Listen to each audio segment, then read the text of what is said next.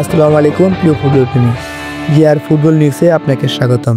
বাংলাদেশের জাতীয় ফুটবল দলে আসছে এক নতুন মুখ, যিনি হতে পারেন ভবিষ্যতের আগামী সিঙ্গাপুর ম্যাচের গোল মেশিন। ফাহমিদুলের আগমনের সুখের উল্লাসে মেতে উঠেছে বাংলাদেশ ফুটবল প্রেমী বন্ধুরা, যারা এই ফাহমিদুলের জন্য রাজপথে প্রতিবাদের ঝড় তুলেছিলেন। ইতালি প্রবাসী তরুণ ফুটবলার ফাহমিদুল ইসলাম এখন ক্লাবের আনুষ্ঠানিক অনুমতি পেয়েছেন। শীঘ্রই জাতীয় দলের ক্যাম্পে যোগ দিতে যাচ্ছেন।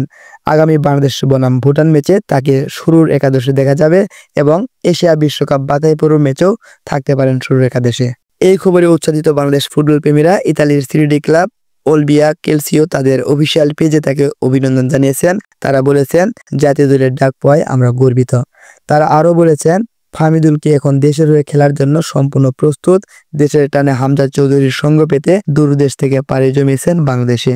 জুটি বাঁধবেন হামজা চৌধুরী, সামিদ সোম এবং জামাল ভুঁইয়ার সাথে। তার খেলার দক্ষতা ও পজিশন নিয়ে কথা বলতেই হবে। তিনি মূলত একজন লেফট উইঙ্গার, এছাড়া তিনি deep line playmaker, attacking midfield পজিশনেও খেলতে পারেন। তার প্রধান দক্ষতাগুলো হলো দ্রুত পাসিং ও বল ডিজাইনিং করা, দূর থেকে খেলা করার দক্ষতা, ড্রিবলিং করা, অ্যাটাক ক্রিয়েট করা, অল্পতেই কাটিং করে প্রতিপক্ষের ডি বক্সে বল নিয়ে ঢুকতে পারা এবং তার দলকে পজিশনাল গঠন বজায় রাখতে সাহায্য করে। তার খেলা কিছুটা আর্জেন্টাইন গোল মেশিন হুলিয়ান আলভারেজের মতো, যিনি মূলত বল বিতরণ করেন, খেলার ছন্দ ঠিক রাখেন, প্রতিপক্ষের আক্রমণ ভাঙেন এবং বাংলাদেশ দলে কি ধরনের ভূমিকা রাখতে পারেন সেটা নিয়ে করব আলোচনা। বাংলাদেশ দলে গত কয়েক বছর ধরে নাম্বার 1 সমস্যা যেটা ছিল সেটা হলো মাঝমাঠে বল কন্ট্রোল এবং ট্রানজিশন।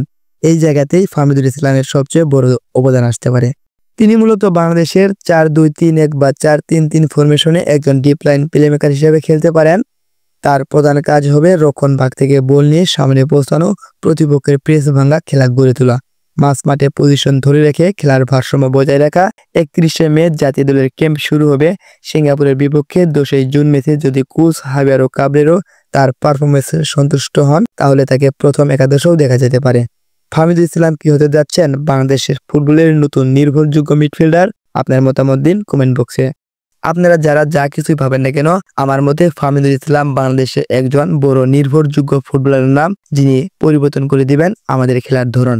এছাড়াও আসছে সিঙ্গাপুর ও ভুটানের বিরুদ্ধে তিনি ছন্দ রটাতে পারেন। আমরা আশা করব ফাহমিদুল ইসলাম অভিষেক ম্যাচেই তার জাত চিনিয়ে দিবেন, তুলে ধরবেন নিজের ব্যক্তিগত পরিচয়। ফাহমিদুল ইসলাম কি হতে যাচ্ছেন বাংলাদেশের ফুটবলের নতুন নির্ভরযোগ্য মিডফিল্ডার?